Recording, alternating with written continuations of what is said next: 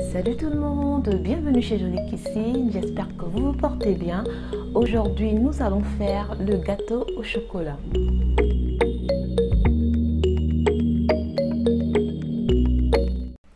Pour réaliser cette recette, vous aurez besoin de 100 g de pur cacao non sucré, de 150 g de farine, de 200 ml de lait non sucré, de 100 g de sucre, de 3 œufs, de 80 g de beurre, de 11 g de levure chimique et du zeste d'orange.